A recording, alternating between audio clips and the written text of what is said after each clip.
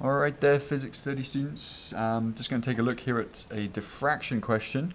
This is actually question 17 on page 243. So hopefully you have that page in front of you and you can follow us along here. It's actually a really nice little question.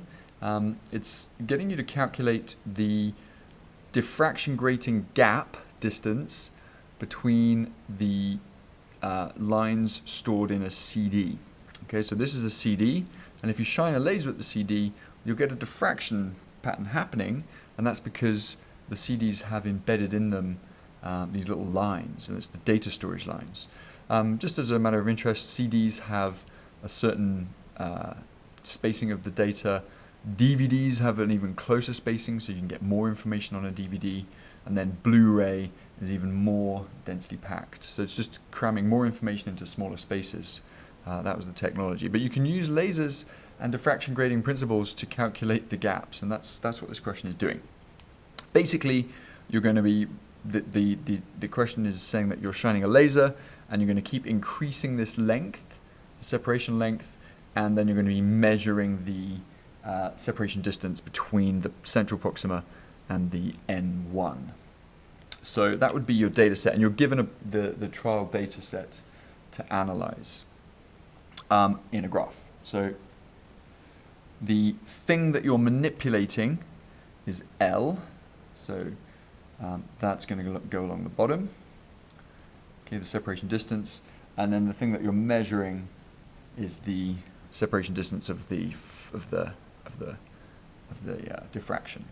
What we're trying to work out, and it's in here, we can't see it on here, we're trying to work out D, the gaps between the diffraction lines, or the gaps in this case between the data lines put onto the CD. So when you analyze this, of course, you get a nice straight line, and this will be our slope value. I'm not going to write the data down just to save time, but you can read the data straight from your question, and the value that I think we get here is something like 2.375. So 2.375, and we're just going to write what that is. That, of course, is x over L. And we should sort of be thinking about that, because x over L is part of our diffraction formulas. Hopefully you can remember them. If not, it's on your data sheet. Diffraction formulas are d sine theta n, or d, what have we got, dx over nl. And just notice that it's xl there, comes right in. So just some observations to begin with. Now, the first part of the question just literally gets you to work out the slope, which we've done, and then it starts asking for certain other values. And in this case, the next question is asking for the angle. So in a sense, it's going to be this angle here that it's asking for.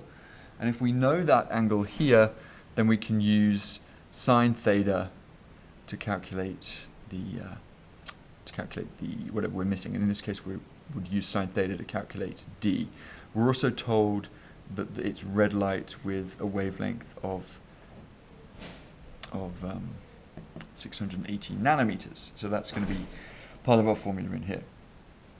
Okay, so let's take a look at the analysis. Right, this is actually more of a geometry question, to be honest, because this slope, if we say that the slope is equal to x over L, and if we draw out this triangle a little bit just so that we can see what's happening, this is the triangle created by the diffraction. That's the angle that we're asked to calculate, and this would be x and this is L.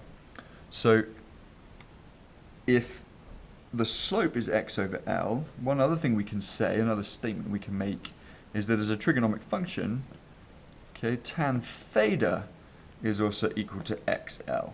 Right? Tan theta is opposite over adjacent, and the opposite is x and the adjacent is L. So tan theta is xl, slope is xl. Of course, that leads us to the conclusion that slope is tan theta. Okay, so to work out the angle, we just plug our slope into here. So I think we end up getting an angle that's approximately 67.166, something like that. Okay, your values might be slightly different if you're taking it from a slope, but remember that the purpose of a slope is to sort of average out all this noise that we would have in our data. So it's going to be an average, so the values might differ slightly, but around about 67.166 is your slope, is your angle.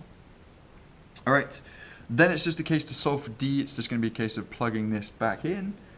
So we can simply plug that in for D. We're going to solve for D. Let's make some space here. D, so this is going to come from over here, sorry, up here. D is going to be X wavelength. Sorry, my rearrangement's not very good here. X wavelength over, actually that's N wavelength. N wavelength over sine theta. Okay, so just rearranging this one here.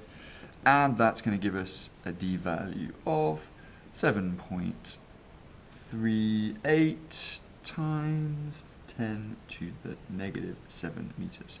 That's the spacing between the lines on a CD. Okay, so hopefully that makes sense. Read it through carefully, try it yourself, let me know if you have any questions in class. Okay, well done.